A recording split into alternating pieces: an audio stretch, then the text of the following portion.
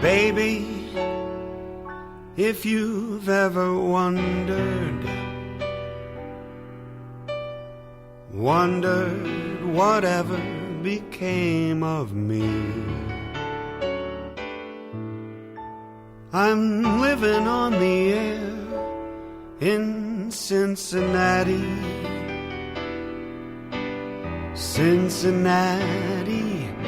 WKRP.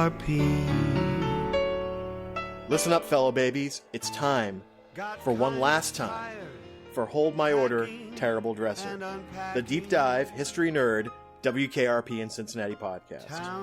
I am Mike Grasso. With me, as always, Rob McDougall. Rob, how you doing today? I am honored to be here, Mike. Honored to be here. I won't say I'm delighted. I'm feeling all the feels. Yeah, we both got our tuxedos on because, of course, that's what you do for a series finale like this.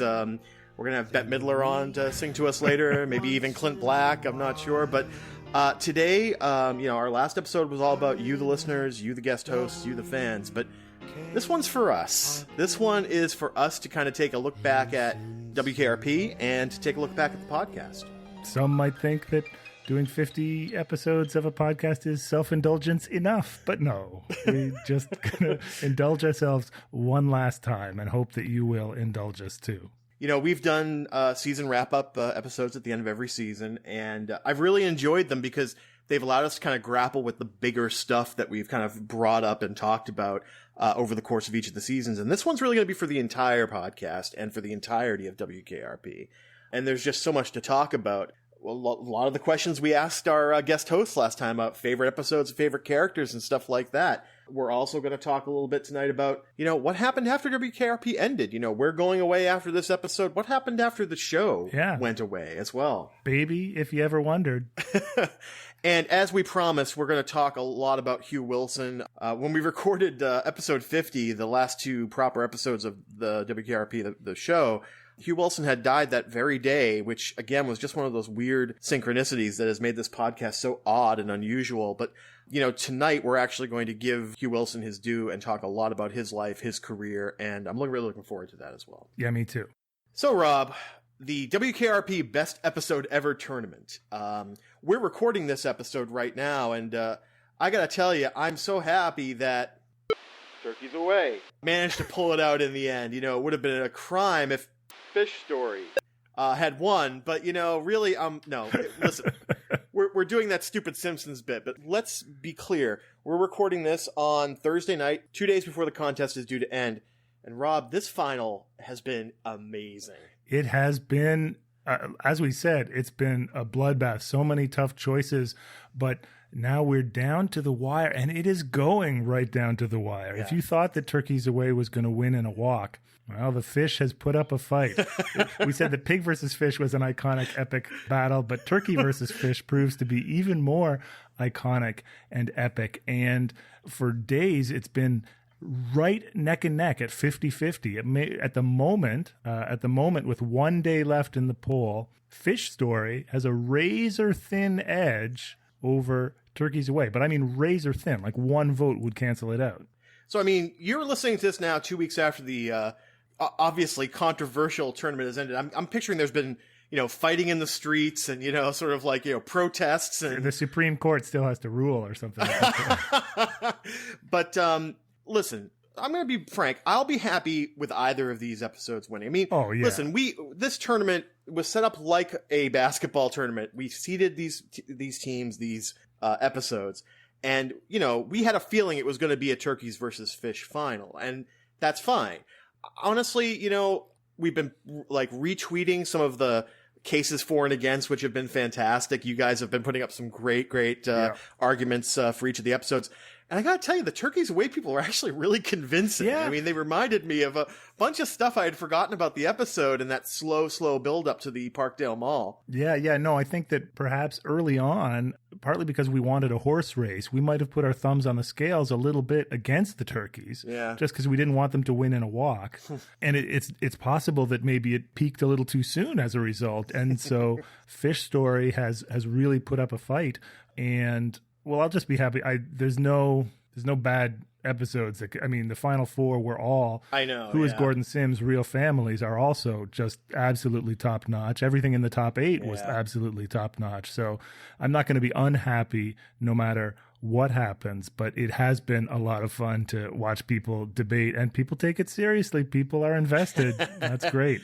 Now, if we had done a consolation third place match like they do in the World Cup, who do you think would have won? Who is Gordon Sims or Real Families? Ooh, that's an interesting choice. Who is Gordon Sims or Real Families? Both fairly serious episodes, both kind of iconic, both with almost no laughs in parts of them, right? Because there's no studio audience in Real Families, and the entire last part of Who is Gordon Sims is straight drama, no laughter from the audience at all. That's right. That's right. No, and both kind of innovative in their own way. Yeah. One in terms of the topic it handled, and one in sort of its meta television kind of a way. That's another. I get a feeling Who is Gordon Sims probably would have pulled it out, I think. I think that the people who remember Real Families remember it for the reasons we talked about during that episode with Leah, like, oh, it felt like I was watching a different show and I wasn't really sure. Like, that's the kind of, like, but Who is Gordon Sims, I think, is the kind of thing that lives on again in, like, highlight packages and stuff like that, as far as, like, you know, again, groundbreaking 70s TV. Yeah, that's fair. That's totally fair.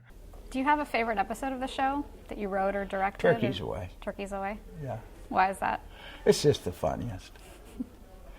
It's the funniest. You know, at the end of the day, there's nothing better than being funny. Mm-hmm. I mean, we put together the tournament, Rob, and we kind of each picked our top 32, right? And then we kind of found out where there was overlap, and there was overlap with 27 out of those 32. Yeah. Which, you know, we've talked about this before. We don't really have too much of a vastly different taste. It's like in WKRP episodes, like, I'm always going to live and die by baseball. I think on your end, I think For Love or Money is the one that you love that I kind of still don't kind of get, you know what I mean? But, like, when you think favorite episodes, I mean, we've been through 4 seasons, and these season 1 ones we watched 3 years ago. So if you can remember them well enough, what really comes to mind now for you as far as favorite episodes go? Well, I mean, you know, I think that the ones that are on the top of this tournament are all right up there. Sure. Turkeys Away, Fish Story, Real Families, Who is Gordon Sims? Absolutely.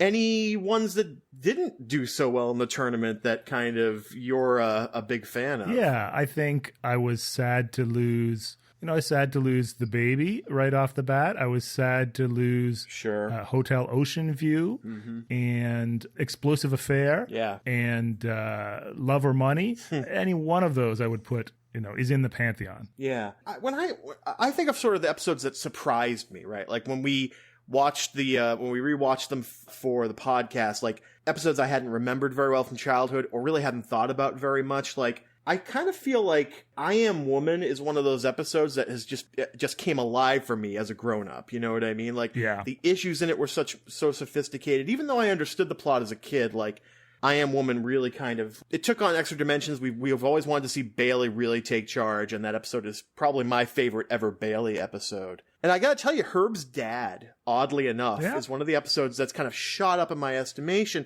Didn't remember it at all when we came into the episode. Paired with Put Up or Shut Up was obviously, it was great to have that sort of 2 episodes looking at Herb. Right. And Herb being one of the characters, I think, for both of us that was kind of like, oh, there's so much more to him now that we're watching this as adults and you as a dad and both of us as being older. So, like, Herb's dad is another one I think that really surprised me. I think is probably one of the biggest surprises of the show when I rewatched it. Yeah, that's good. That's good.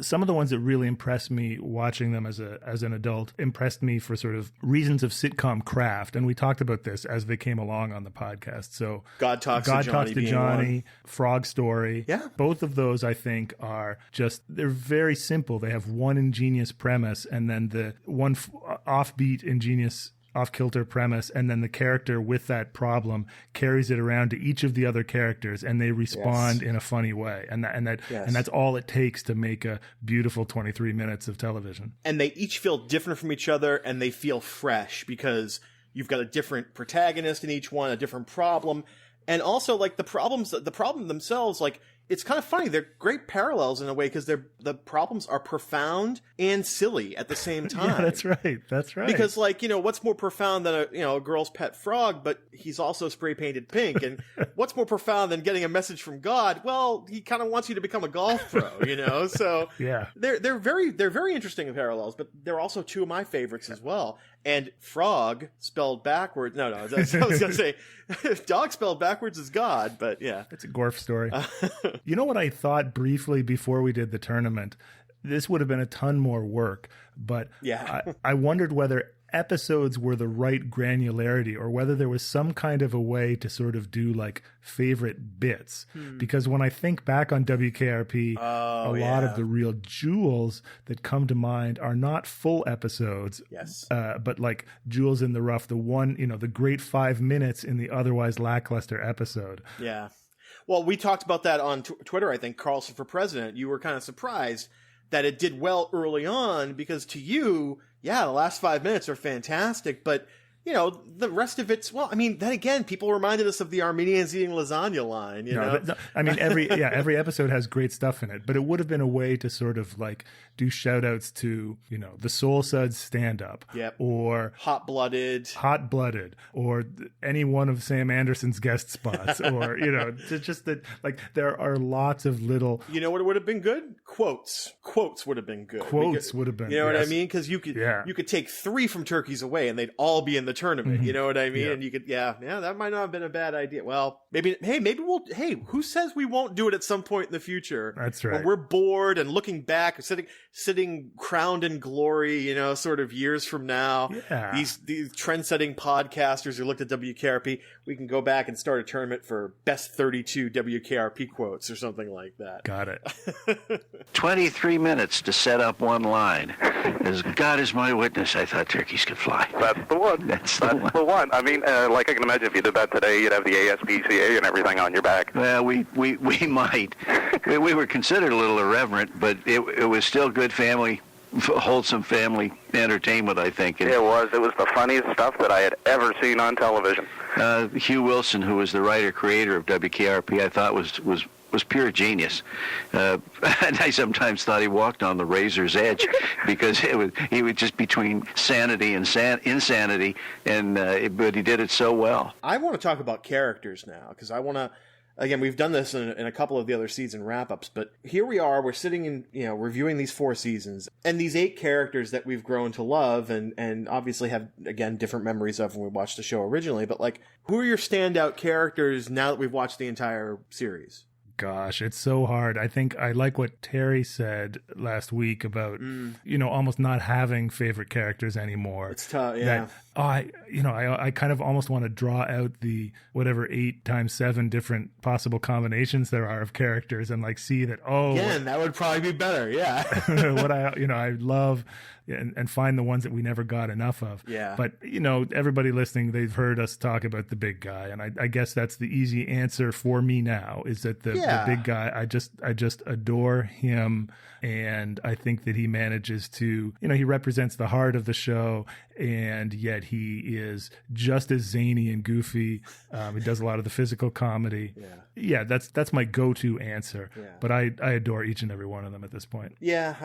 Wow. Jeez. Yeah. It's tough. I mean, I think the reason why I'm kind of bringing up Herb as kind of a big surprise is because, I think when we were kind of looking through those season 3 episodes where everybody's going through hard times and problems, and we saw Herb go through the alcoholism, we saw him go through all this stuff, but like none of it rang as true as Herb's dad to me. Mm-hmm. Like I keep coming back to that episode, and with the stunt casting and the very sort of low key sort of nature to it, it really seemed like an also ran before I watched it. And then when I watched it, I was surprised at how much was conveyed. And I think it all comes down to that one little bit we both noticed where, Herb's getting ready to put his hands on his dad's shoulders and then just like takes him away.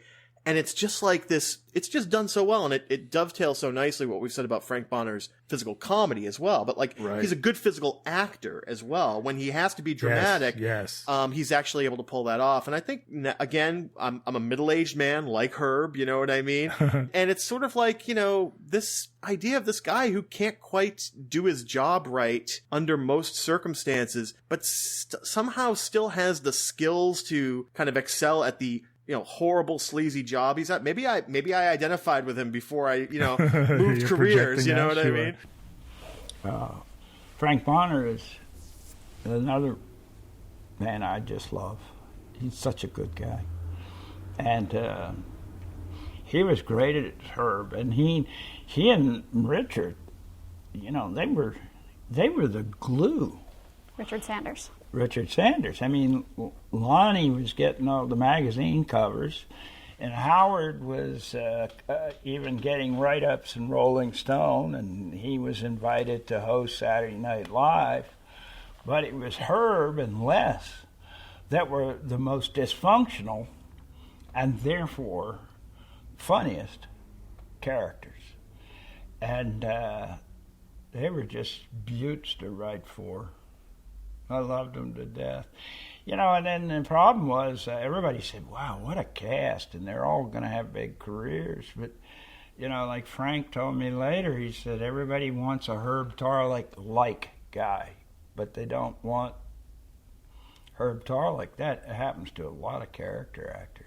I don't want to say anything bad about, I think last week when we had a lot of people defend Les, that was actually really valuable to me because I think it kind of helped round out the character a little bit because people still have some very, very fond feelings towards Les. They do. And in a weird way, last week I was saying, I wish we'd had one more good episode to talk about Les. Last week's episode almost became that because so many people wanted to talk about Les and we ended up talking about Les. Yeah. And I'm persuaded by the defense. I'm largely persuaded by the defense of Les as a character. I think that you project onto these characters, watching the show as a kid, you project onto these characters so much. And like we said, I wanted to be Johnny Fever, but I feared that I was Les Nessman. I think that I just sort of associated, I imprinted on him as a kid and thought, okay, that's the kind of nerd that I am. Yes. And I'm not a Herb kind of nerd. And I found him annoying and irritating and stuff. But now watching it, later, maybe because of that imprinting, I see the flaws and the problems, and I'm less forgiving of Les's flaws than I am of Herb's flaws. Mm-hmm. But he's one of the all-time great sitcom creations. Characters, There's no getting around that. Yeah. And again, nothing against Johnny and Jennifer. I love them both. We've discovered hidden depths on each of them in this podcast. But I think along with the big guy and her, Bailey and Venus, maybe we didn't talk about them as much as some of these other characters, but I think they're just tremendously important in some strange way, in some indefinable way. Maybe it could be because they allowed the writers to tell stories about experiences that were outside of the sort of, standard white male narrative of TV up to this point. You know what I mean? Maybe that's the reason why they kind of, in this rewatch, in this watch as an adult, they loomed larger than they had in my childhood, I think. Yeah, and I think because both those characters, Bailey and Venus, are a little bit underused by the show. Yes. Especially at the beginning. Mm-hmm. A little bit underused by the show. You kind of fill in the spaces. Like if you're watching it as closely as you and I are watching it, you sort of move, you got to sort of do some of the work, and you fill in the spaces.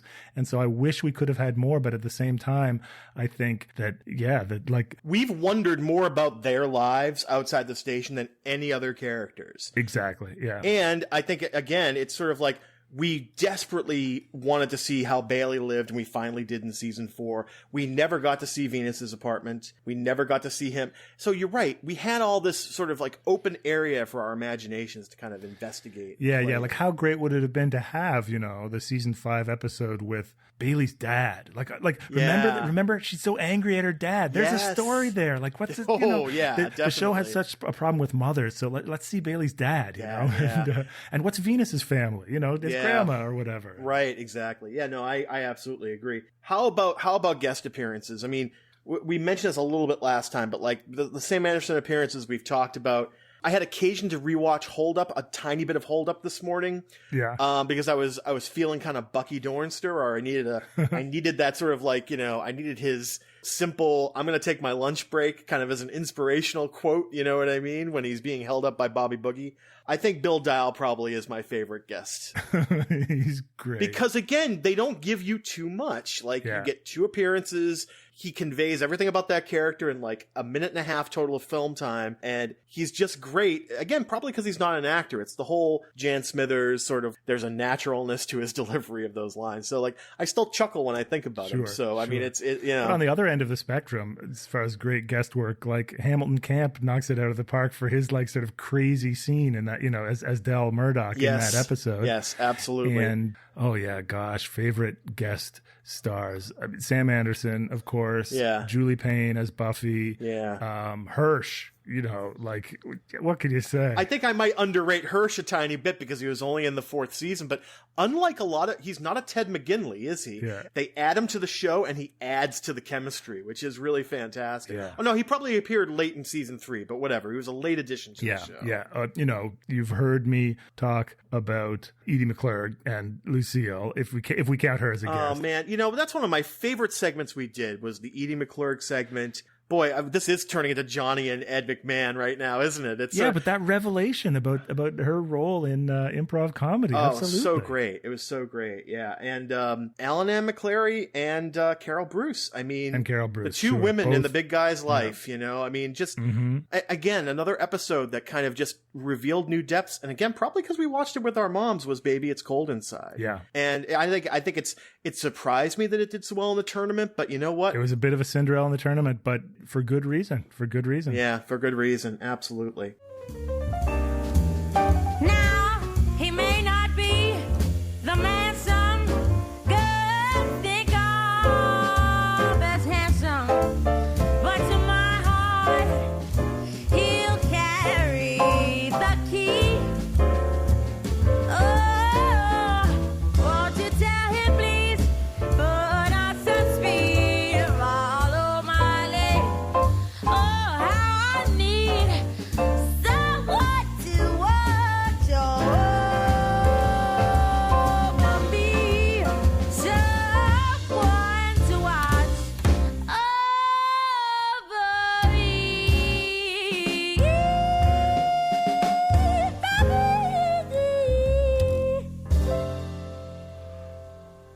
So we wanted to talk a little bit about, the show was canceled in the spring of 1982, and all these folks are working actors. You know, they got to go out and get other gigs after this. Yeah, you would think. I mean, in 1982, well, the show was a modest hit, but it had such great people on it. You might well have predicted great things for any one of them, right? Yeah. I mean, it's happened. I mean, gosh, when you look at some other ensemble sitcoms like Cheers, launched the career of Woody Harrelson. You know, I would argue an A-list Hollywood star. I mean, there's been lots of springboards like this. I mean, Abe Vigoda. No, that's he was in The Godfather before Barney Miller. But like, yeah, you would expect that there would be a lot of sort of great high profile gigs for these folks. And honestly, the first thing we have to take into consideration is that the sort of boundaries between TV and movies were much more solid back then. Like, making that leap was almost impossible from TV to movies. Likewise, if you were a movie star who was now doing TV, that was looked on as a, that was considered a big step down. Yeah, there was a caste system in a way that there just isn't today. Yeah. Exactly. There are some folks here who have made the leap to movies, and there are some interesting movies in this list. I will tell you that much right now. Why don't we start with Gary Sandy? I mean, I think that's the one I kind of have the biggest chuckle over because, listen, Gary Sandy has carved out a very, very respectable career in theater, live theater, musical theater. Like, he is a working actor on the stage. But after WKRP ended, he did a movie that... oh, Gary. No, listen, it's totally fine. But the story behind it was one night, my wife Jenny and I were sitting around flipping through the channels. My wife Jenny is a very, very big fan of cheesy horror movies. So one night we watched Troll 2, which is infamously one of the worst movies ever made. And she said, I want to watch Troll now. Because she couldn't follow what was happening in Troll 2. Well, see, that's the thing. You would think that they actually had some kind of relation to each other, like Gremlins and Gremlins 2, but actually there's no relation whatsoever between the two movies at all. So we popped in the original Troll. And this was, I think, right around the time we started the podcast, Rob. And so I'd been watching a lot of WKRP, and when Gary Sandy appears with Julia Louise-Dreyfus, I had one of those moments where I thought maybe, am I hallucinating? Did somehow the two DVDs cross in the box and like fuse into one with a Seinfeld DVD or something like that? But no, Gary Sandy and Julia Louise-Dreyfus, I believe, played the obnoxious yuppies in the apartment building in the original Troll. Wow. Does he meet a terrible end? Does the troll get him? Oh, yeah, he's one of the first to go, I think, if I remember correctly. So, yeah, because, they're always jogging and doing all their yuppie sort of stuff, and I think he gets... so you just got to hate them. Yeah, that's right. Well, Gary played heavies in soaps before he did WKRP. That's right, so that's right. There's obviously a certain constituency that just doesn't like that guy's face. Yeah. But he won me over in the course of the podcast, as folks, as you all know, and I think he's just a sweet guy. And as you say, those pictures of the cast coming to see him doing. It's pretty adorable. Yeah. That's a photo we posted a while back where Gary was starring in Best Little Whorehouse in Texas, and Gordon Jump, Frank Bonner, Lonnie Anderson, and Howard Hessman all came to see him together. Yeah, and it was so really. there's this great picture of the five of them together. Yeah. And Gordon Jump, nicest man on the face of the earth. When we first started the series, Gordon and I did everything that CBS ever wanted us to do. We went everywhere. We promoted that show all over the place. We were always on planes. And it's hard to explain, and it was a very touching moment, but Gordon just turned and just stuck out his hand. And we just shook hands, and it was, I don't know, it was his moment.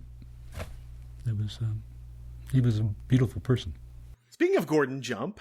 Yes. Gordon Jump had a career after WKRP. Guest spots all over sort of the sitcom spectrum. But I think there's one that we really do need to talk about, and it's a very serious and special topic, Rob, that we have been kind of avoiding for the first 51 episodes of Hold My Order, which is, of course, the infamous episode The Bicycle Man of Different Strokes, from the 5th season of Different Strokes, well into the series' run, when the very special episodes were coming fast and thick. Fast and furious at that point, yeah. And this was one of the very specialists. Yeah, this is actually infamously considered probably one of the, maybe not one of the worst sitcom episodes ever, which I'm sure it is, but one of the strangest. Strangest, oogiest, ickiest, squickiest, however you want to say it. Yeah. Thank you, Dr. Seuss. But yeah, it's the, again, if you are of a certain age and you watch Different Strokes religiously, which I did, I watched it in syndication and reruns and when it was in first run because I was just the right age for it. This is the infamous episode where Gordon Jump plays a bicycle store owner who grooms Arnold and his friend Dudley because he is a child molester. That's right. Yeah. And, again, it's our big guy. Yeah. The lovable Gordon Jump. Well, the thing is that lovableness is used to tremendously creepy effect in this episode. And that's right. For all of really the problem comes from the laugh track and the sort of studio audience laughing at a lot of these lines that are really sinister, you know what I mean? And are very obviously signs of this guy trying to groom these two young boys. And there's an AV Club article that really breaks this down really well. But you're right. If you loved WKRP like I did and you saw this episode, it was a mind blower if you were the age where you loved the big guy. And then all of a sudden, you're old enough to know that there are different roles on TV that people play, but it's still a lot. Oh, yeah. No, and I think Gordon Jump, like a lot of people wouldn't touch this role, and people said this is a career killer, if you do this. Yeah. And I think he felt it was important enough. And the episode is totally well-meaning. Yeah. But the difficulty level of pulling off tone in something like that, where you still want to leaven it with jokes. I mean, this is this is what makes it sort of creepy, is they will cut back to what you talking about, Mr. Drummond, right in the middle of all this. Well, I think that's one of the things that we've always said about these WKRP episodes that tackle tough topics, with a couple of very notable exceptions. They do a very good job by our standards today. And I think in the 80s, things had to be a little dumbed down, a little bit more telegraphed, maybe oriented towards a younger age. But, I mean, there's practically a cottage industry in making fun of, like, after-school specials from the 80s because they're so obvious and they're so sort of melodramatic. And I don't know if the very special impulse has ever really gone away from TV. I think it's done differently now. But, like, when we were kids, that's all we knew. Was this sort of, like, don't talk to strangers, you know, just say no to drugs. Like, Nancy Reagan appeared in the very same season of Different Strokes. Different Strokes was full of this sort of thing, yeah. Especially late, yeah. And another thing I always found sort of extra icky about the Bicycle Man episode is the way they sort of bring on Dudley as essentially a red shirt friend. Right? Like, I understand why they didn't, you know, maybe want to go all the way to have their star, the lovable Gary Coleman, be the one who actually gets molested. But Dudley gets in the shower with him. I think because Arnold, you know, slips away, and it's Dudley who actually. I just always thought that was horribly unfair to Dudley. Well, yeah, because he was a regular recurring character. He's Arnold's best friend, basically, and it's. You're right. Like, the impulse here is to make it scary, right? To, like, make sure kids understand why. And, you know, again, like, the way you have to balance that tone and have it actually kind of happen to a recurring character. I mean, yeah, it's kind of a weird little artifact of a time and place that, again, is very unique. Yeah. There's a reason why we didn't want to talk about this until the very end of the podcast, but I mean, I'd be lying if I said it wasn't one of those, like, weird, creepy childhood memories that I've been talking about through this entire podcast, but it's just so much darker, you know what I mean, than a lot of the other stuff we've talked about. Anyway. Yeah. Of course, Gordon Jump was the Maytag repairman for years. That was a good... I'm glad he got a good paycheck after that episode. Yeah. Turn it up, look behind, radio.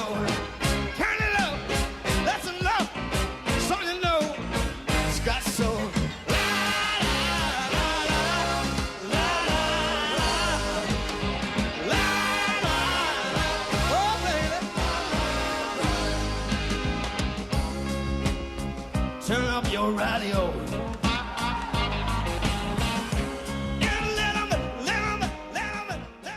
Boy, if you were going to pick someone on the WKRP cast to become a big star afterwards, you probably would guess it would be Howard Hessman. Oh, yeah. Right? I mean, he was in Rolling Stone magazine. He was the coolest guy, the one that everyone wanted to be. He was so cool. And, you know, and great comic chops, of course.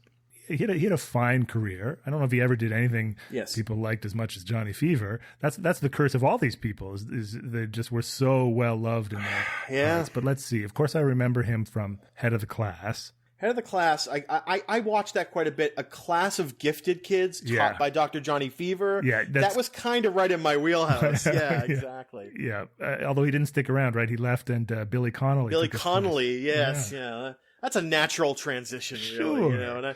Sure. But he did Police Academy with Hugh Wilson. Yes. Police Academy 2. Police Academy 2, right. Yeah. What else? He was one of the pimps in Dr. Detroit that tried to teach Dan Aykroyd how to be a cybernetic kind of weirdly dressing pimp kind of thing. Yes, right, of course. Yeah, right, in that sort of that comedy vein. Yeah.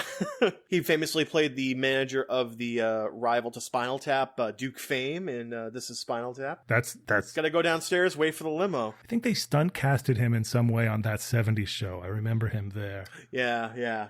There were a lot. Yeah, I mean, oh boy, I don't want to talk about that 70s show. I don't have a whole lot of fond associations with it there. I can speak to that. I did 6 years of series work following WKRP, and the writers were uniformly buried in their scripts and not paying attention to the life you're trying to give their words.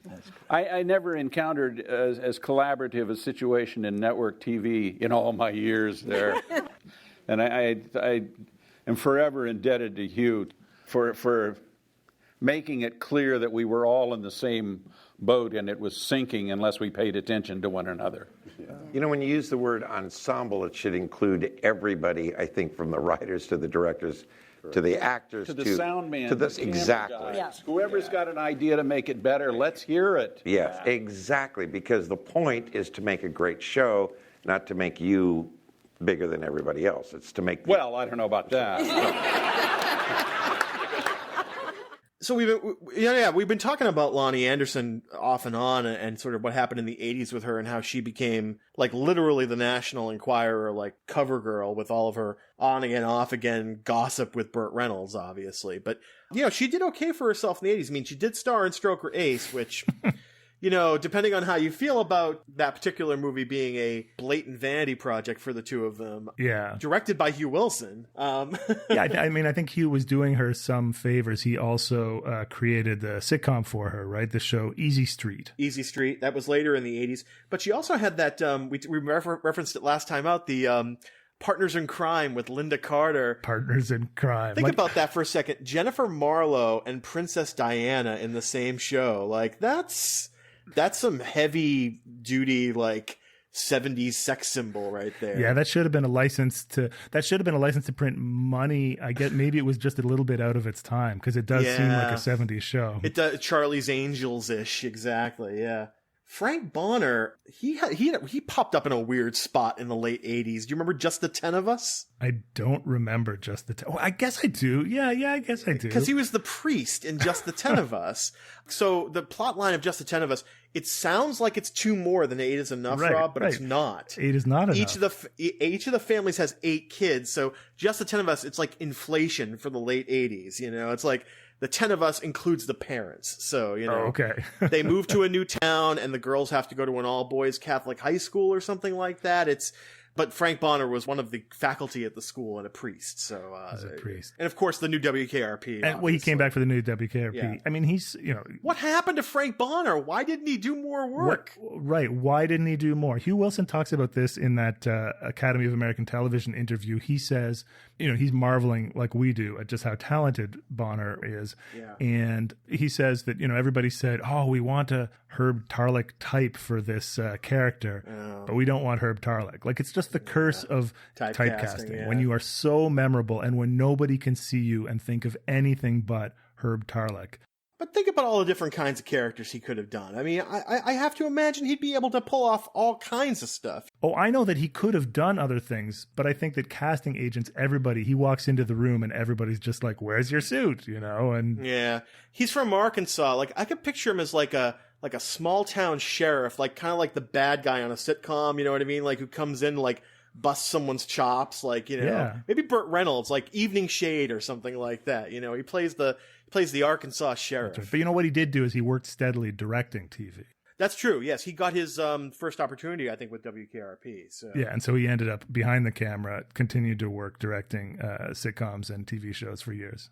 I'll tell you, the real mystery man in this group of 8 is Richard Sanders, because if Frank Bonner did quite little in front of the camera, Richard Sanders has done almost nothing since WKRP and the new WKRP. A lot of guest appearances, a couple of Murder, She Wrote, that kind of thing. But again, Rob, how much of that it could be typecasting? I mean, if the next big role he had after Les Nessman in the original WKRP was Les Nessman in the new WKRP, I have to imagine that's the case. Yeah, I think, again, people look at him and they're like, that's Les Nessman. That is probably true. Again, I call up IMDb and it's not like he's not working, but there's nothing you would have heard of. It's a couple of video games, it's these tiny little parts, and there's no shame in that. But absolutely not. Yeah, I mean, it's just you want to see, when you love these characters and these actors so much, you want to see more of them, and you want to see them stretch their wings a little. Yeah.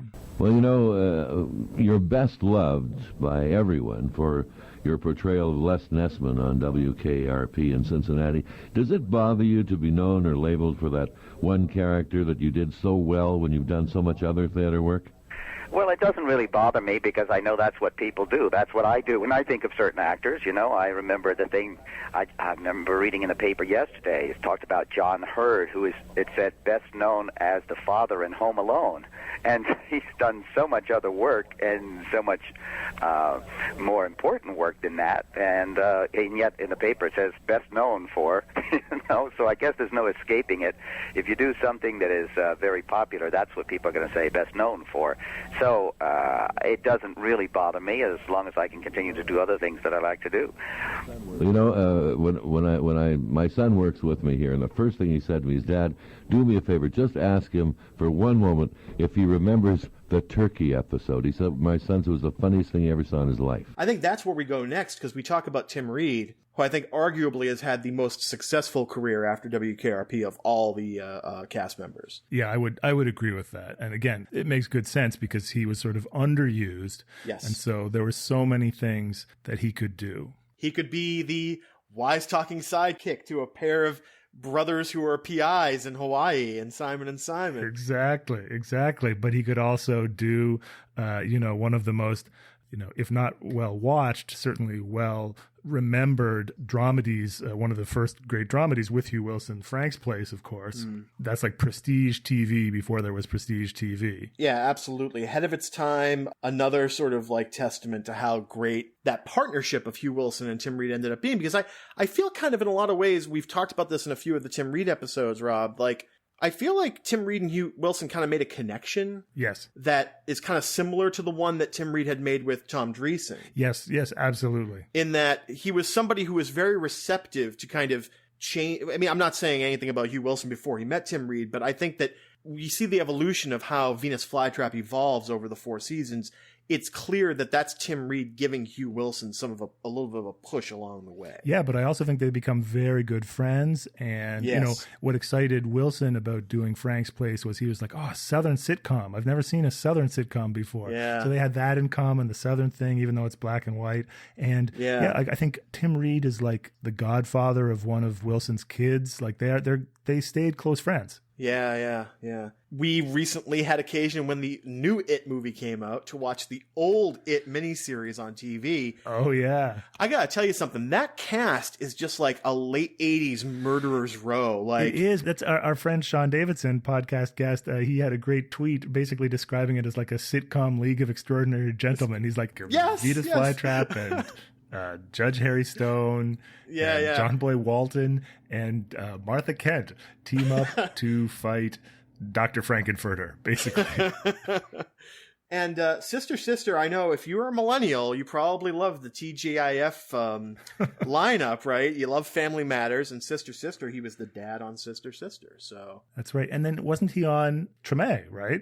Yeah, I mean, I guess there became kind of a New Orleans connection after a while, and sort of he came back, had done a lot of research, on location for Frank's Place, and I think that kind of became more associated with New Orleans after that show. Yeah, and every now and then I see these like Facebook posts by him where he's like just being woke and fighting the good fight against. Oh man, I had no idea. I feel bad. Tim, if you're listening, for any reason, I feel bad I didn't know about your Facebook until the very last episode of our podcast, but I'm gonna have to add him after tonight, definitely. Yeah, no, he's exactly what you want him to be. Oh, that's great. So where would Venus Flytrap be today if you had to say?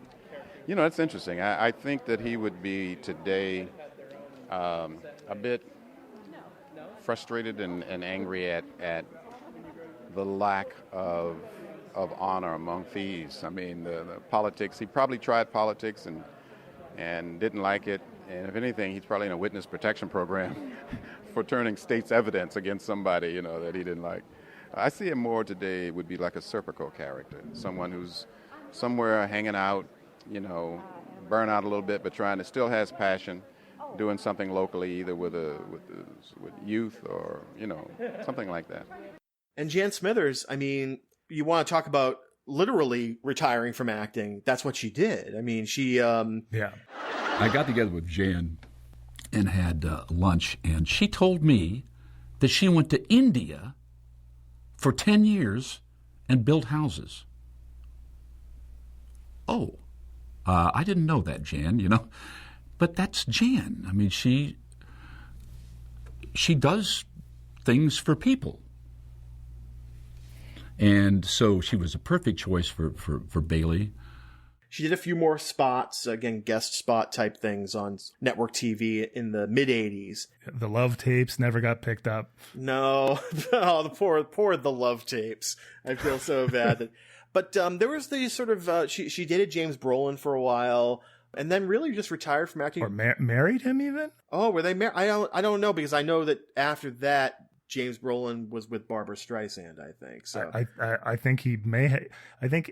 Hard to believe that he may have left Jan Smithers for Barbara Streisand. The Barbara fans out there are going to be angry about that particular. Bailey versus Jennifer debate. Who takes on a Bailey versus Barbara debate? There was this, the one thing that I remember, she popped back into the tabloids. Was this in the 90s or the aughts? Yeah. When this sort of bizarre story came along where she was in a car accident and she had been driving naked and she wrecked her car, and then she was standing by the side of the road naked and disoriented, and I think maybe even got hit by a truck or something. Oh my gosh. I mean, it's an awful story. And of course, obviously, you want to know the backstory of how that happened. And clearly she was going through some shit. Yeah. But what I like to imagine in my heart of hearts is that, like, there was a series of wacky, zany mix-ups that led to that. Oh, and that this is just like the end of a zany fish story-esque episode of Jan's life. And there's a perfectly rational reason why she's naked in her car and on the highway at night.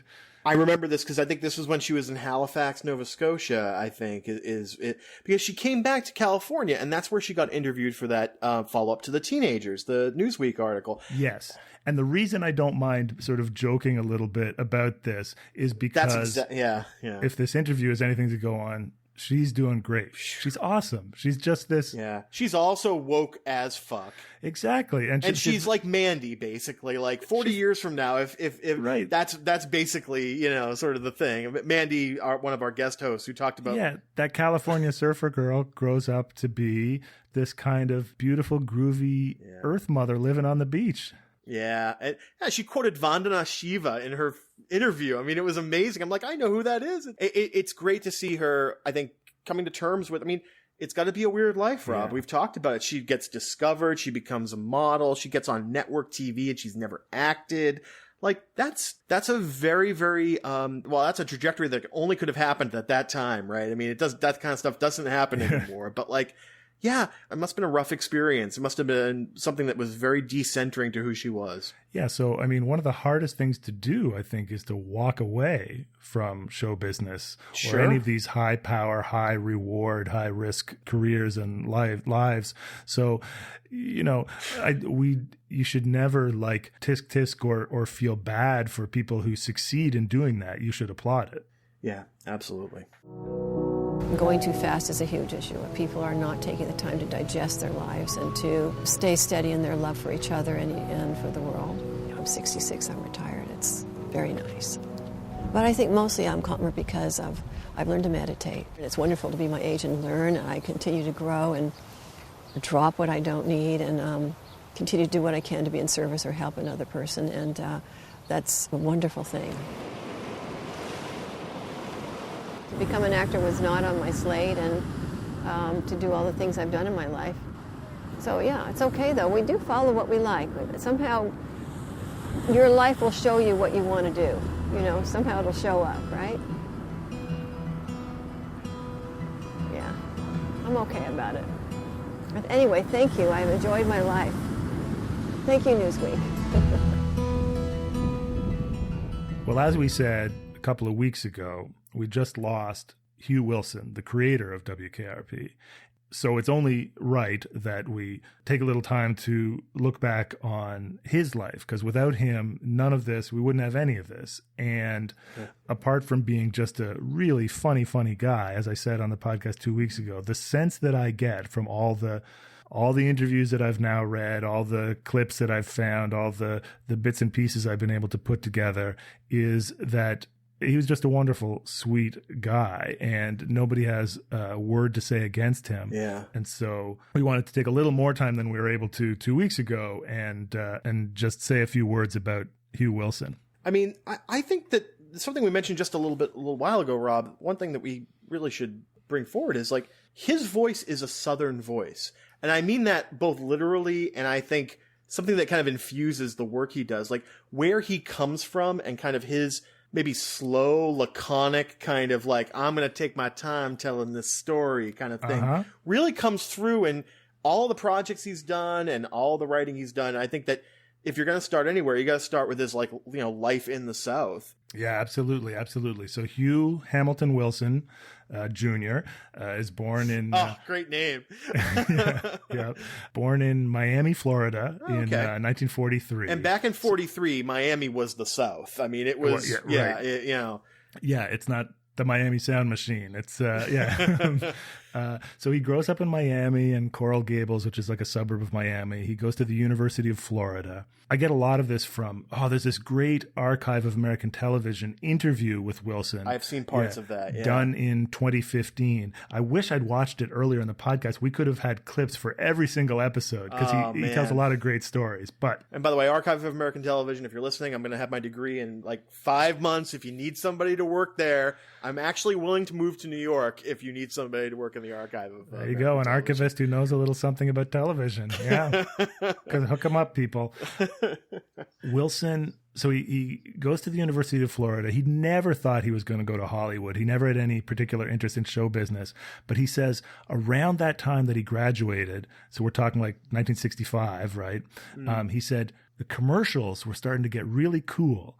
He says they were cooler than the shows. He mentioned the Volkswagen commercial, the Alka-Seltzer commercial. So it's like, you know, it's the Mad Men era, right? It's the absolutely. Think about how many incredible people came out of that era. Don DeLillo, he worked in an ad agency in the early 60s. Like so many writers, and I think this was a really creative place to be in that time period. I mean, like, say what you want about American capitalism and commercialism and everything else, like, there were a lot of frustrated writers in those copywriting rooms. There were. So he graduates from the University of Florida. He goes to New York City. He tries to break in right into sort of like to Sterling Cooper, right? But you know how that's going to work. Like, you know, this Ivy League clubby, you know, Don Draper is not going to give the time of day, or Roger Sterling to Hugh Hamilton Wilson Jr. With his degree from the University of Florida and his funny voice and his whatever. So he gets a very WKRP-esque job writing in-house advertising copy for the Armstrong Cork Company of Lancaster, Pennsylvania. And this is a company, they made floors and ceilings, and he would write copy for their catalogs about like linoleum floors and asbestos tile ceilings. A lot of asbestos, which is why the Armstrong Cork Company is not a going concern today. Wow. But and that is really as low on the totem pole as you can get as far as like the ad game is concerned. Exactly. In-house. Exactly. The in-house, right. But they have these yearly sales meetings where they bring in all their salesmen and they would put on skits and shows for the salesmen, and they would hire like Broadway actors, but change the lyrics of hit Broadway songs to be about Armstrong floors and ceilings. And that was Wilson's, that was where he got his creative outlet, was he was detouring Broadway melodies to be about Armstrong floors and ceilings. And so working at a corporation in the mid-century period was fucking wild, man. There was like dance numbers and drinking and just like, you know, Christmas parties that end in orgies and all kinds of stuff, man. No wonder people want to watch Mad Men. It makes total sense. Exactly. And so he makes friends there with some more wannabe showbiz comedy guys, in particular Jay Tarsis and Tom Patchett, who are they're both at Armstrong Cork doing the same thing as Hugh. They're trying to make it as a comedy team.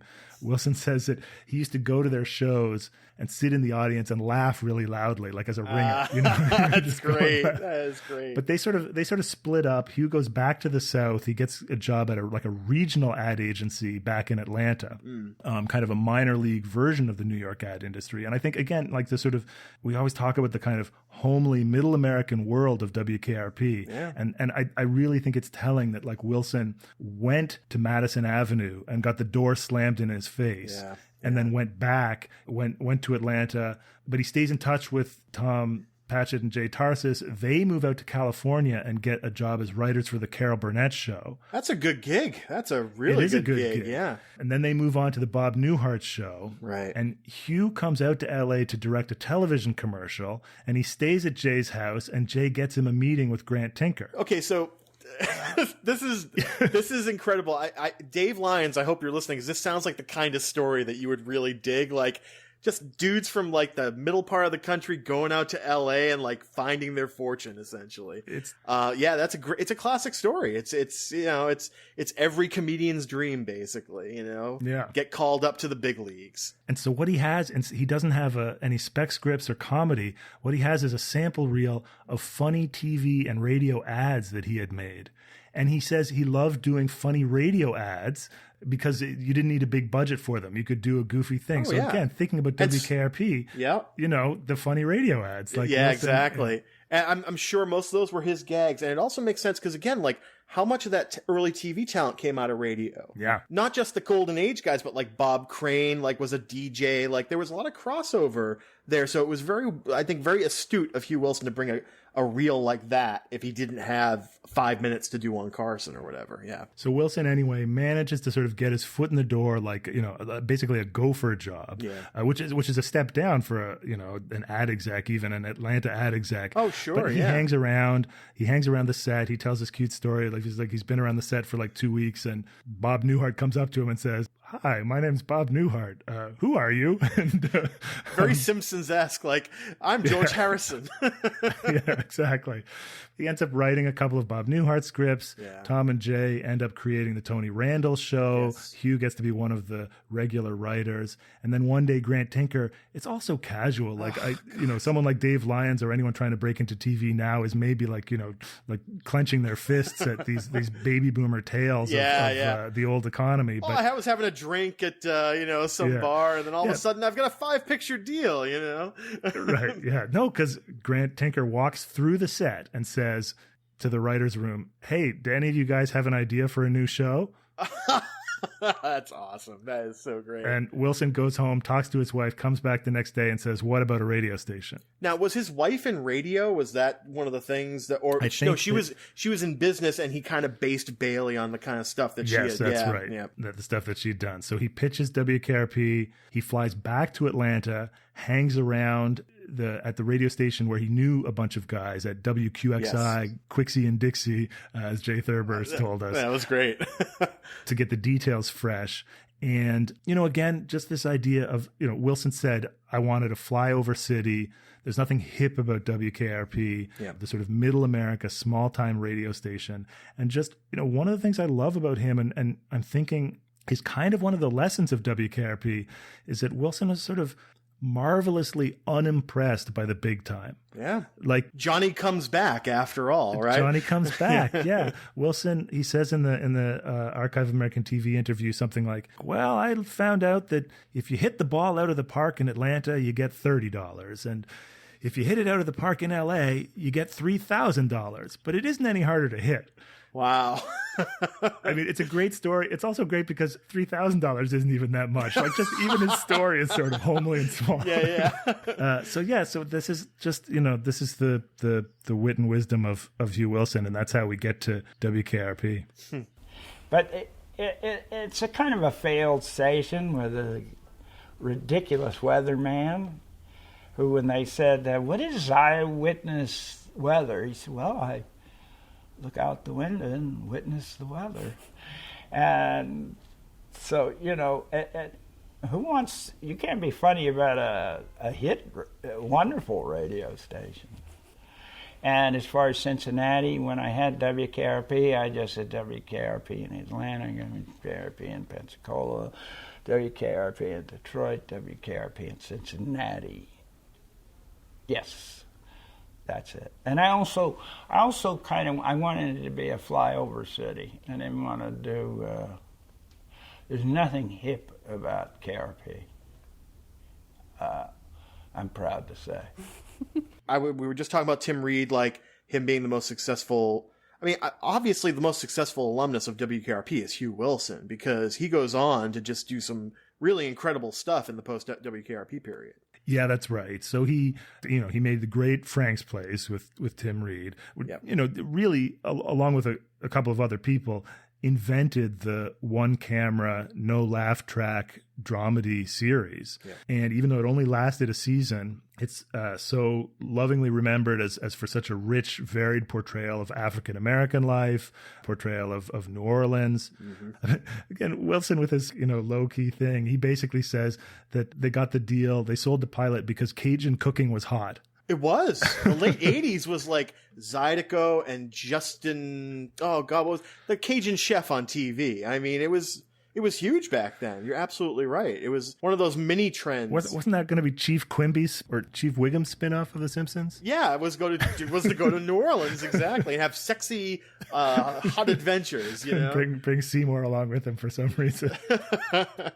But yeah, no, that makes total sense. And you want Cajun? Well, I'm going to give you African American. You know what I mean? Like, I'm going to give you the real story. I'm going to give you Tim Reed in a role where he played. I mean, half of the show, a lot of it was just straight talking about being black in the South, but it was also about being black in the North. Yeah. And coming back to the South, which is a very rich theme in sort of 20th century African American, fiction, TV, movies, those kind of things. Right. It's a fish out of water story. Tim Reed is like a English professor in Connecticut or something like that, and he inherits a Cajun restaurant in New Orleans and goes back to run it. But, in a world where a show would have one black character and he would just have to be the black guy. Yeah. To have this density of there's this kind of New Orleans black and this kind of New Orleans African American and this kind of, upwardly mobile guy and this kind of, I'm very curious.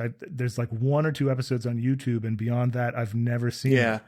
I watched it when I was in, I guess it would have been like junior high, like, again, way above my head in a lot of ways, but I remember very vividly they did do not a blackface bit, but they did a minstrel bit where a bunch of white, like barbershop singers were doing old minstrel type things.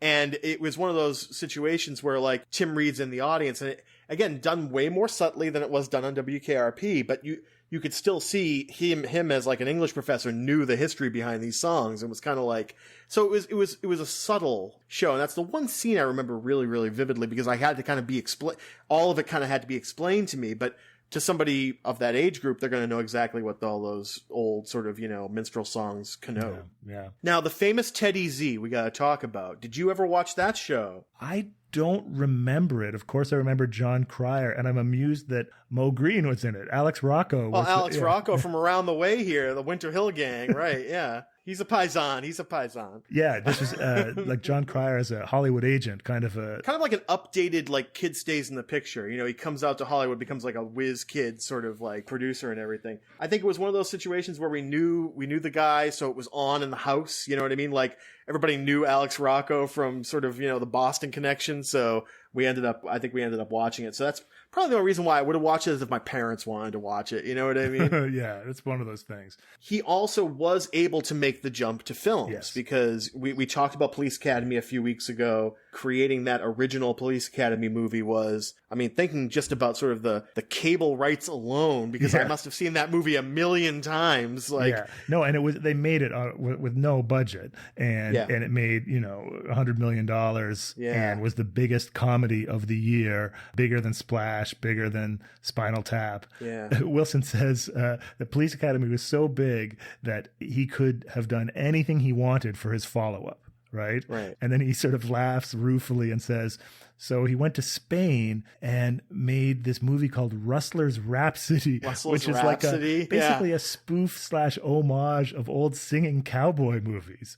This guy, you and Hugh would have had a lot to talk about. Yeah, singing cowboy movies, exactly. And he says, men over 50 liked it. That's awesome. He also says, I wrote it during a time in my life when I was smoking a considerable amount of marijuana. Well, that answers that question, I guess. So is Hugh cool? Yes, he's cool. He's totally cool. I should say this. I said Stroke Race. Hugh Wilson did not direct it, but he was a co-writer. It was Hal Needham. Okay. The famous every car action movie from the 70s guy. Probably Hugh was sort of script doctoring, because that's what he did a lot of before Police Academy let him make the jump into movies. And then his movies in the 90s were actually pretty big too, because he did First Wives Club, which was pretty huge. First Wives Club. He did Guarding Tess with Shirley MacLaine and Nicolas Cage. Oh, yeah, that's right. Yeah, so Dylan and Carolyn, if you guys want another Nicolas Cage movie, there's... You should have us on for that one. We'll talk about Hugh Wilson the entire time. I see Down, Periscope, and Blast from the Past, a couple of late 90s. Again, if you're a millennial, you probably have pretty fond memories of these. They're right in the right age group to have watched those on cable a ton. And Blast from the Past was actually kind of interesting. That was the one where the kid grows up in a fallout shelter. Where Brendan Fraser grows up in a fallout shelter? Yeah. Yeah, that's right. Sure.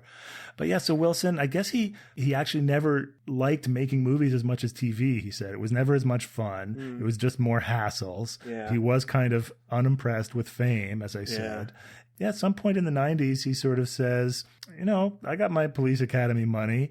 Why don't I just live on a farm in Virginia with my lovely children? And so he buys a farm in Virginia, moves back there, teaches a few screenwriting classes at UVA. I bet you anytime Tim Reed comes back to visit folks in Norfolk, he probably stops by the farm, Yeah. Have a glass of wine with him. Oh man, that sounds great. It sounds great. It's like what you said a couple of weeks ago when we talked about him in the wake of his passing. I mean, this guy had a great life. I mean, a very enviable, successful life. And it's really great to just be able to kind of say how much we appreciate everything that he did in this series. You know what I mean? Like, to get it on the air, to stick with the tough topics they wanted to talk about, to make it as funny consistently as it was. This was not the product of one person by any means, but if one person is primarily responsible for the success of WKRP, I think it's that mentality and mindset I was talking about earlier. It's got Hugh Wilson's stamp on it. You know what I mean? It's sort of, it feels like the kind of humor he likes, and again, like the whole story behind Fish Story is a great example of that. The fact that he resented having to play broad, but could still do it. Right. Shows you everything you need to know about sort of him as a creator. Right. The guy that made Police Academy resented having to play broad, but could still do it, right? Police Academy. And it's sort of like the way in which he's kind of gently subversive. Like he just, he knows that a lot of what goes on in the world is BS, and he just kind of like, he's not impressed by it. So he sets out to make a show that is totally unhip and makes the coolest sitcom, in 40 years. What would you say is your proudest career achievement? Probably KRP, but Frank's Place, very close to it. They're so kind of different, those two. Do you have any career regrets? Yeah, about 3 or 4 movies. So our last question is, how would you like to be remembered? As a good father, good husband, and a person people like to work with, for and with. Although I was very unpleasant for some of the people above me, I was never unpleasant to anybody below me. I find it interesting that you mention Hugh Wilson's gentle subversiveness, because that's really it's a great way to put it, because what has the entire sort of series, the last 4 seasons, Rob, kind of taught us is that this show could be very astute at looking at the world around it when it wanted to. Yeah. Didn't do it every week. Probably nobody wanted them to do it every week, but there was just something about the way the show was created. The whole concept of it being the dungarees versus the suits is a great example of that. The way it kind of unfolded, where every character had more and more depth to them than maybe we originally had thought, that made this show, well, it's one of the reasons why we picked it and we wanted to, talk about it, is that it gives you a view of the world around it, socially, politically, culturally, that a lot of shows in that period wouldn't necessarily, be able to tap into. Yeah, absolutely. I think one of the things that makes it possible to not to love the show, which I do, but even just to like stand it in a way that some old sitcoms I probably wouldn't be able to stand, is just that Hugh Wilson sensibility, the kind of wisdom, the sort of the wry politics of it, the kind of gentle subversion of it. I was trying to think of like what the lessons of WKRP are, what the sort of moral of WKRP is. And I know that this is me describing what I find in the show, which doesn't mean that everybody else will see the same thing, but we all come to... Rob, the author is dead. I don't know if you know that, but postmodernism has, last 50 years, you can go and do whatever you want with this text. It's all you. So if you ask me, like, well, what is it about at this kind of like heavy core textual level? I think that like WKRP takes for granted that capitalism corrupts and yet sees that as a sort of, not as a kind of radical sort of discovery, but just kind of a straightforward middle American truth. And it's about like whether you can live a good life nevertheless under capitalism and a life of like friendship and love and community and virtue.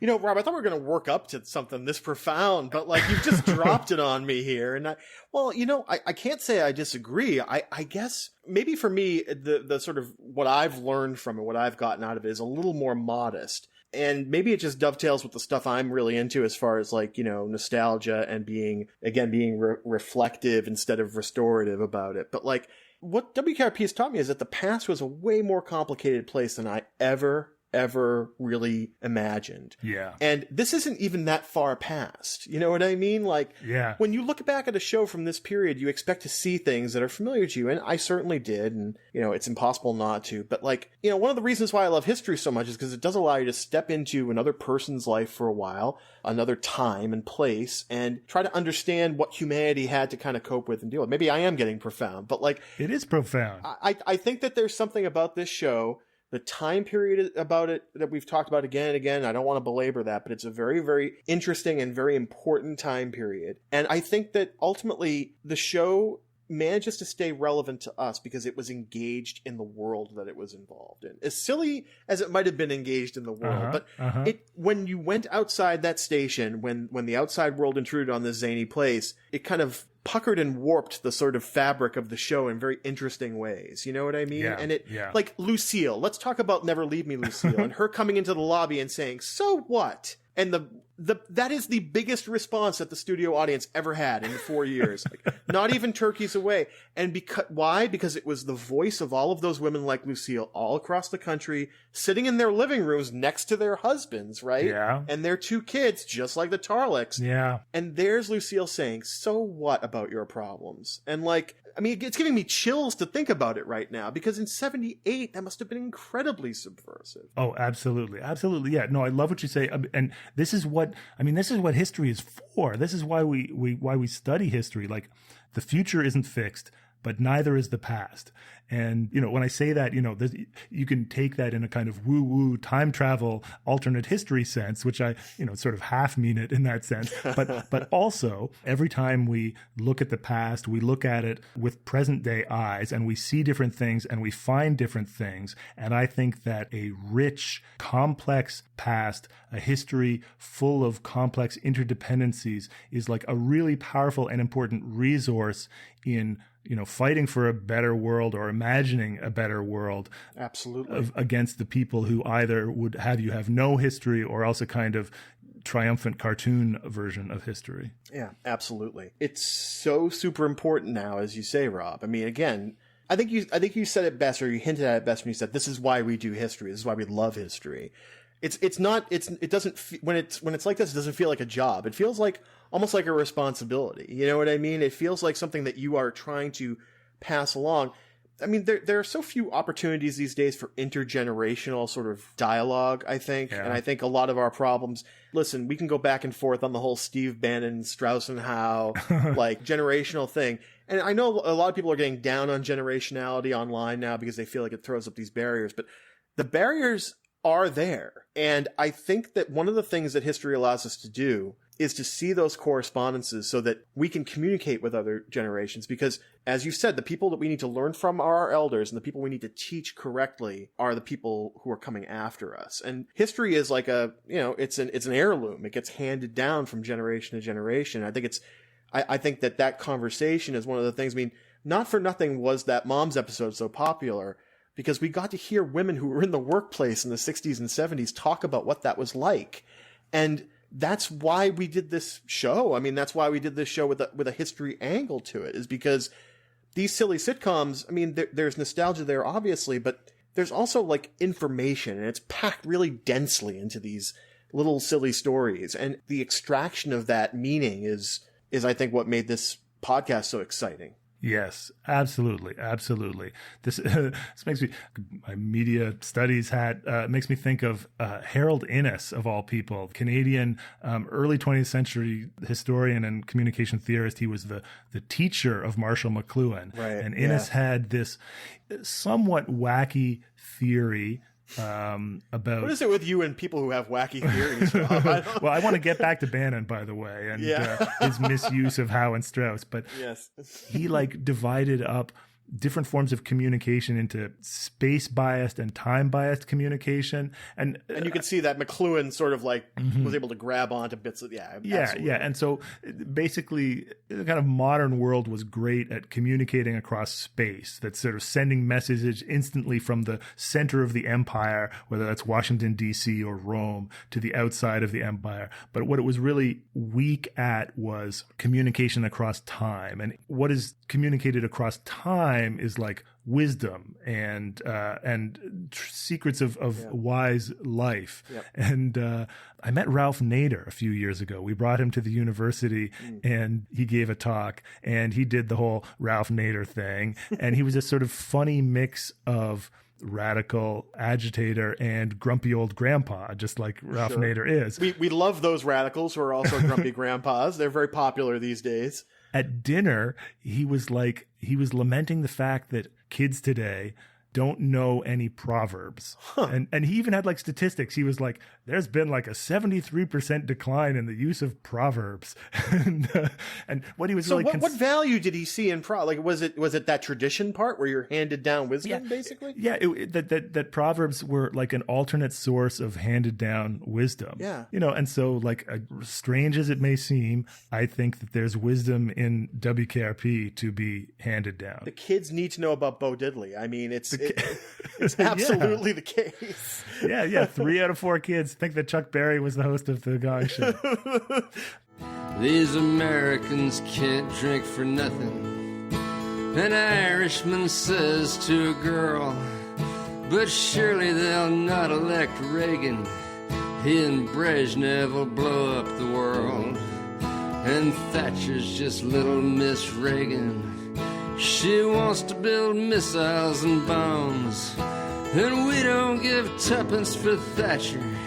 We've been on to that skirt all along, and there's no excuse for innocence in a world gone crazy and blind. If you place any faith in intelligence, you must surely be out of your mind, out of your mind. Out of your mind.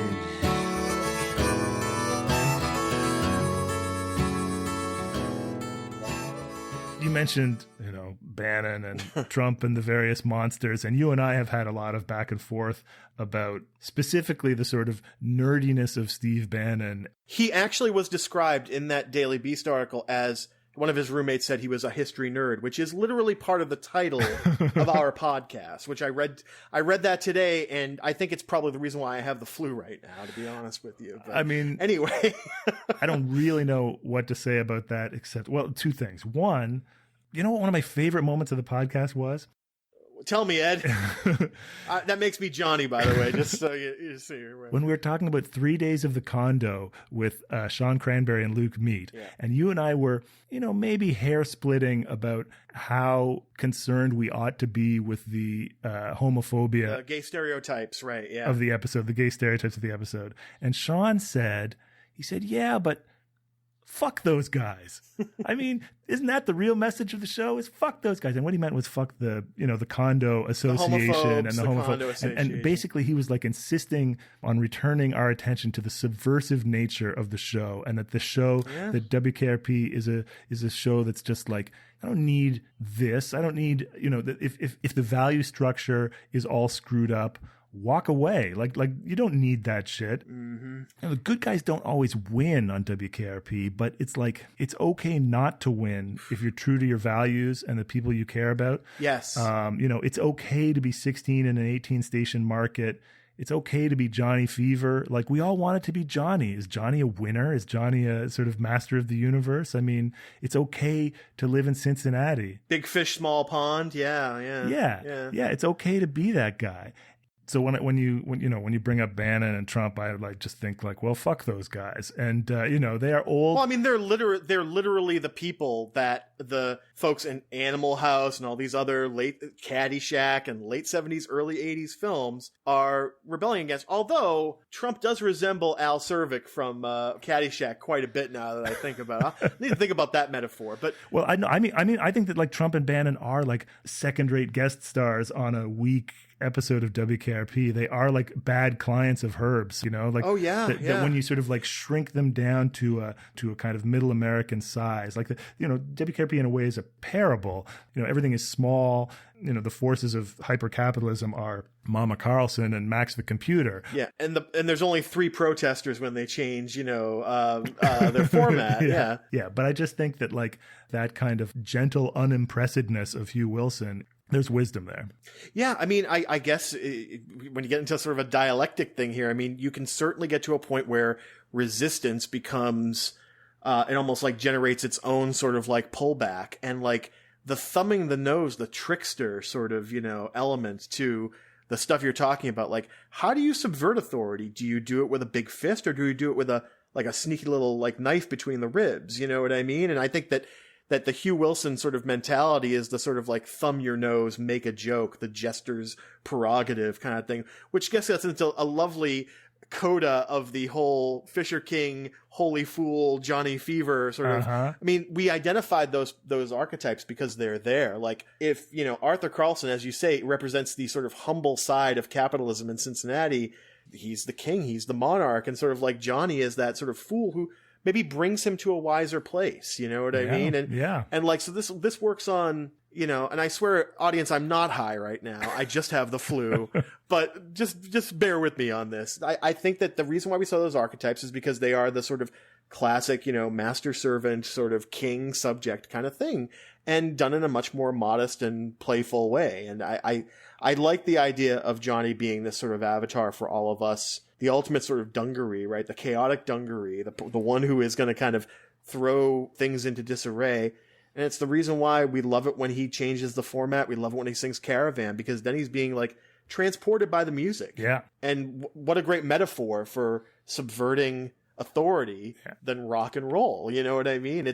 That's what it was designed to do. Yeah, no, I think you could even go further in, if we're going to, go all woo woo with the sort of the Tao of WKRP or the Tao of Johnny. I mean, Johnny in particular, the Buddha would say that, that part of our suffering comes from attachment to a fixed identity, and Johnny lacks a fixed identity. He sort of, as he changes his, that's right. And, WKRP is at some level about dissolving differences. So it's premised on the suits versus the dungarees, but in fact, isn't the real message of the show that there is no us versus them at that level, or that those distinctions don't make sense.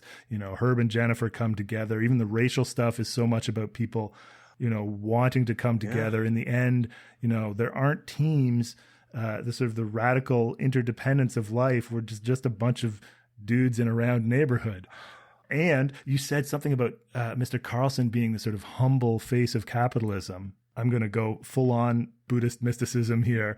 Of course, about Shambhala. Sure, yeah. Right? Or Shangri-La. The kind of... Yeah. I've seen the, the Lost episode where they drive the Dharma van to the sound of Road to Shambhala. I'm perfectly familiar with it. Yeah, so Shambhala is like, it's a kind of a mythical, compassionate society led by humble rulers. And, maybe it's like a golden city in the Himalayas, or maybe it's in the hollow earth. Right. But the hollow earth is actually like a metaphor for the idea that really Shambhala is like the capacity for wakefulness and compassion in all human beings. Yeah.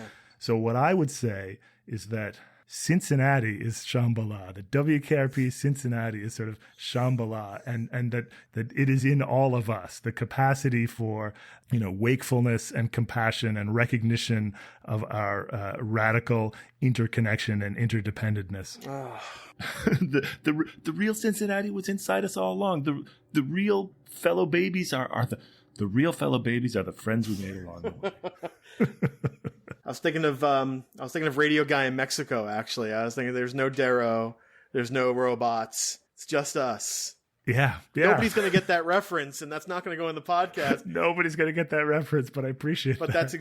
that's Hollow Earth, the whole thing. It all made me think of that. That's fantastic. Everyone is helpful, everyone is kind. On the road to Shambhala.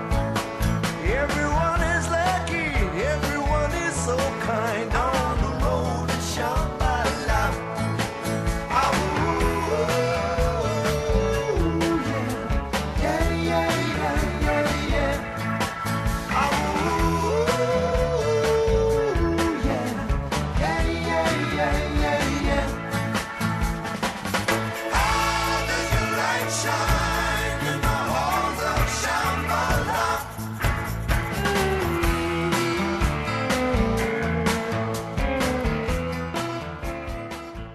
Well, this is it, Rob. This is the end of the journey.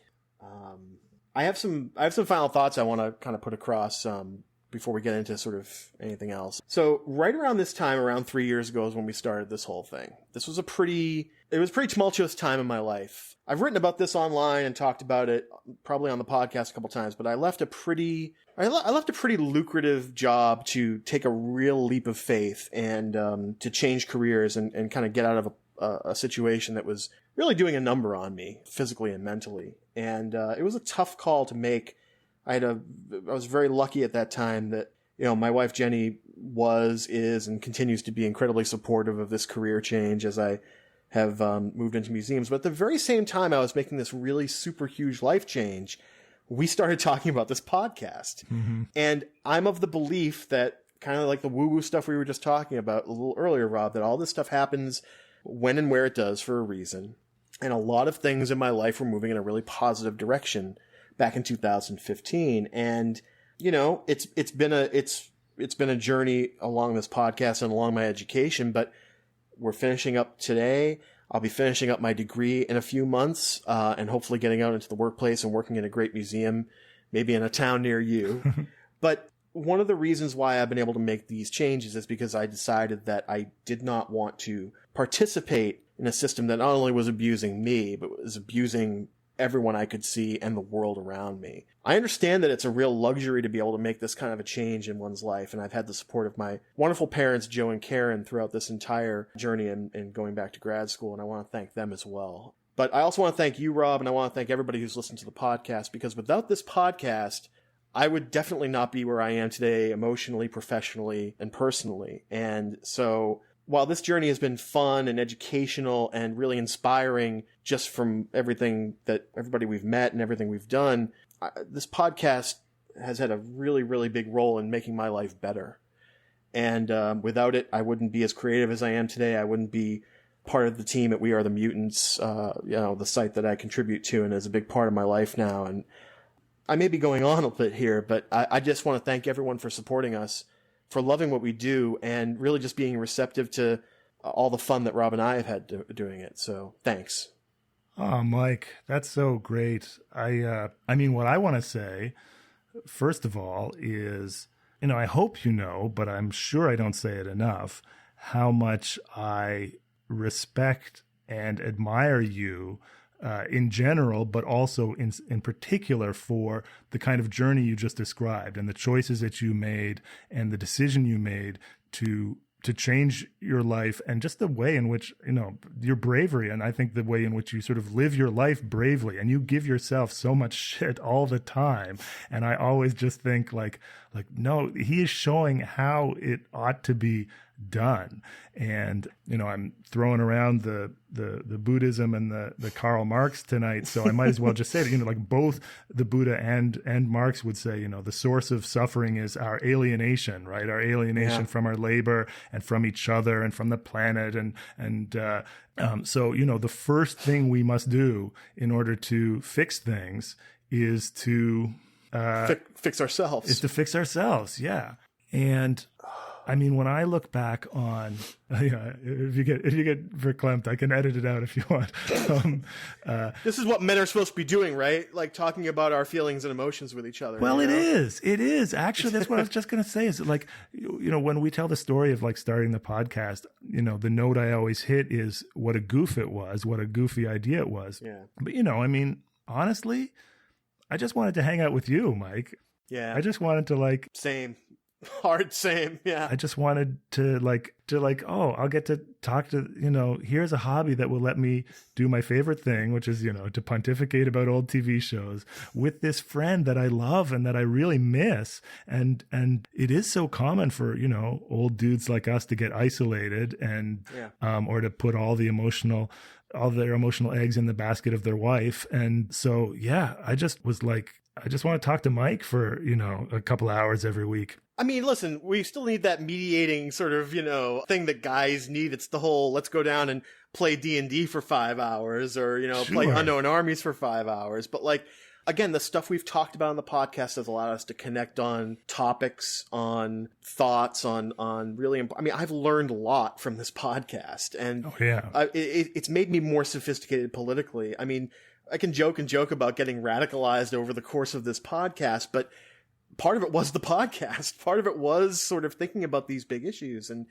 having someone like you, Rob, who's just so smart on this stuff and not just smart, but astute and able to kind of boil everything down. Your students must be really fucking lucky. That's all I have to say. To just be able to kind of have somebody like you to boil things down to a point where it can be understood. I mean, that's what gets me inspired about teaching. And it's been really good to kind of be able to experience that. So thank you. Well, you are sweet. I could say every one of those things about you. Yeah. So you mentioned your privilege in being able to sort of make that leap. And I think that, in a sense, I have even a little more privilege in that my job is secure enough that there's this conversation going on right now on academic Twitter about oh yes, I've seen it. Yeah, about whether or not people should be working 70 hours a week. And I came to academia so I wouldn't have to work 70 hours a week. I just want to make that clear to everyone. That is exactly why I left the private sector and the corporate world, is that I thought to myself, this is a job that will not kill me. You know what I mean? Yeah. No, I mean, that is bullshit. Anyone telling their grad students, oh, you need to work 70 hours a week or someone else is going to beat you. They're just trying to put the iron cage of human capital in their heads so that when the system, which is broken, don't get me wrong, the academic job market system is all effed up. But so that when it fails them, they will blame themselves. Yep. I think that Mark Fisher talked about it. I mean, about that very thing. And it's no, so I mean, in a way, my contribution, it's BS to think that people should be working 70 hours. I understand that as a tenured faculty member, I have a kind of privilege that anyone who's trying to make it doesn't have. But in a sense, my contribution to this debate about whether or not people should be beating themselves up if they're not working 70 hours at their academic career, my contribution is that I did a podcast about WKRP for 4 years. And, so is that not going on the CV? I just want to understand. It doesn't go on the CV, but what I would say is that what I like about academia for all of its flaws is that I won't say that it's an institution that is not contaminated by the market, because there is no such thing, of course, right? Yeah. But it's full of little nooks and crannies where you can free yourself for a moment or two in a seminar room, in your sabbatical time. You can free yourself for a moment or two from the market, and you can do work that you are not alienated from. And so the hours I spend talking to you and making a thing and editing it and finding clips and sharing it with friends and making new friends, I mean, that is time that I am absolutely not alienated from, Absolutely. And what happens when you do that you suddenly have time and energy for other people. You suddenly have this connectedness that you didn't have before. Yeah, absolutely. You talk about my students. One way in which I often probably confuse or annoy my students is I draw. You know what a Necker cube is? It's sort of like of course, the drawing of a 3D. Come on, Rob. Come on. All right. I did 5 minutes on a Rubik's cube. Okay, I think I know what a Necker cube is. All right, so a Necker cube is, you can depending on how you look on it, the foreground becomes the background becomes the foreground, right? So for me, this is always this very powerful metaphor for how you look at a problem, free your mind, and you see things differently, right? And so you think that the market is everywhere. And the market is this corrosive sort of, I think, poisonous thing that especially when you think that it's everywhere and that everything has to be subservient to the logic of the market. And it was a good trick of the people that rule the world to somehow convince us that the system that keeps them in power and gives them money is somehow natural and without history and is the background and not the foreground. That's not a very old idea either. That is a fairly newly mainstreamed idea in human history. I think ultimately we're getting off topic, but ultimately there were belief systems that allowed people to subvert that before the Rands and Mises and sort of everybody else from that sort of school of there is no God but the market kind of came along. You know what I mean? But anyway, sorry. Yeah. No, you're right. But then if you can step away from it, and history is one way of doing it, it's one way of getting outside the box, but just sort of that the unalienated labor of doing something that you love for people that you love. There's a Necker cube thing that happens where suddenly you realize the foreground is the background and the background is the foreground. And we're not living in these tiny little refuges from the market. Those refuges are huge, and the market is this tiny, small thing. And that, in fact, you have free time, and you have people that love you, and you have friends, and you have all sorts of things that are valuable. And there's tons of shit that sucks in the world, but what is the foreground and what is the background? That's about as woo-woo as I'm going to get, as I can get. I call it, that was a woo-woo encore, I think. Yeah. But that's what the podcast has meant to me. We got to put the clip of Herb saying, "Now this is real." I don't know what clips I'm going to use for this. Oh man, that's good shit. That's some Peter Finch and network shit right there, man. I don't mind talking about this show at all because it is a golden classic class act show that is sincerely funny. For anybody that's never seen it, and I would say to people, listen, you watch it like 3 episodes. You'll be hooked because it's funny. So that answers it right there. I'm extremely proud to have been a part of the show and to have worked with the people that I got the chance to work with. A few people we need to thank. We thanked our guests last time. Of course, we can't thank them enough. We should also thank Jamie Weinman for keeping the WKRP torch alive and absolutely circulating the tapes. Jamie, if you want to come on and talk to us, if you are listening and you want to do like a post episode at some point, definitely hit us up. We would love to talk to you.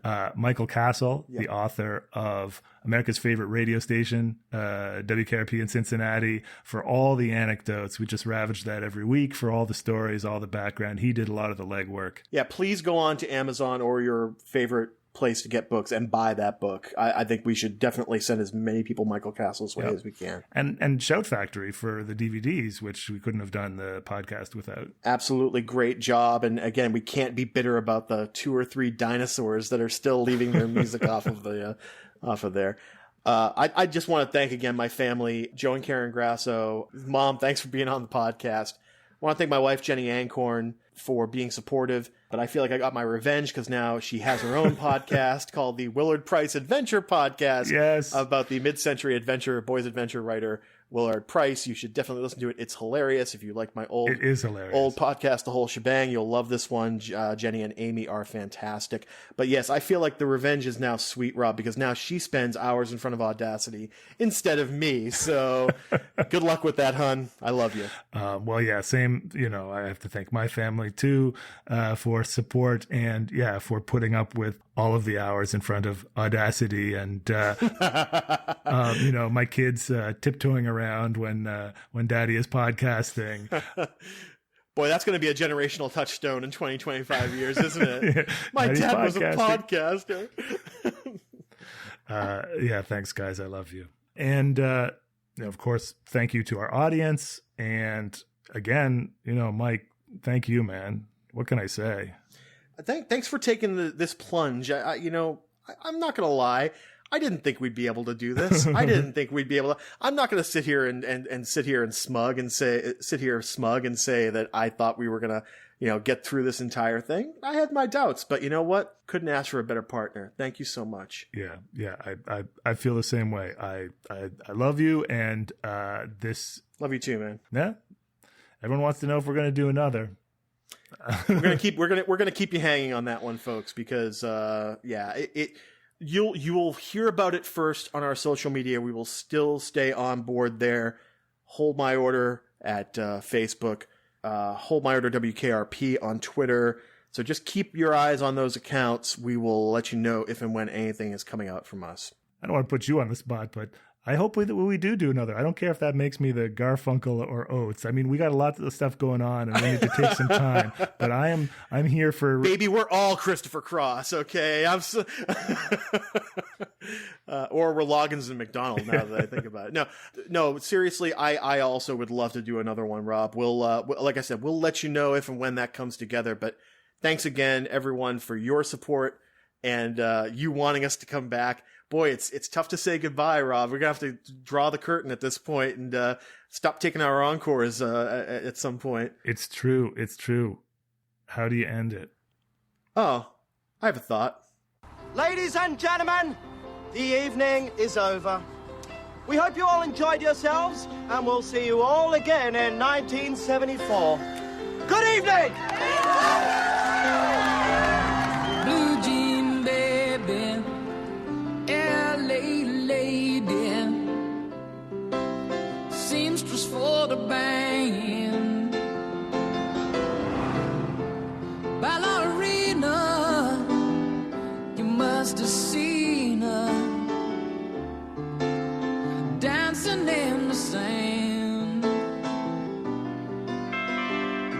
Now she's in me, always with me, tiny dancer in my hand.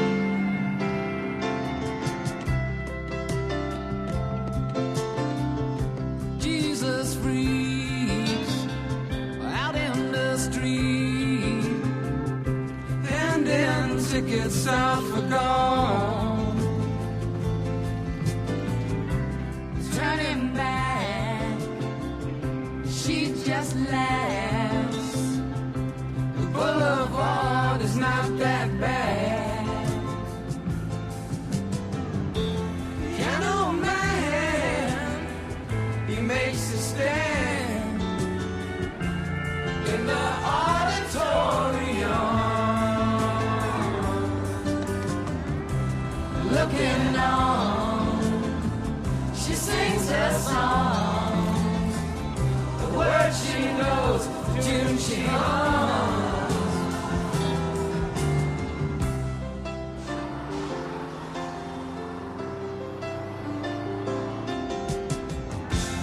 Oh, because a tiny dancer, I have to go home. count the headlights on the highway. You are home. Lay me down and she's so linen. You had a busy day today.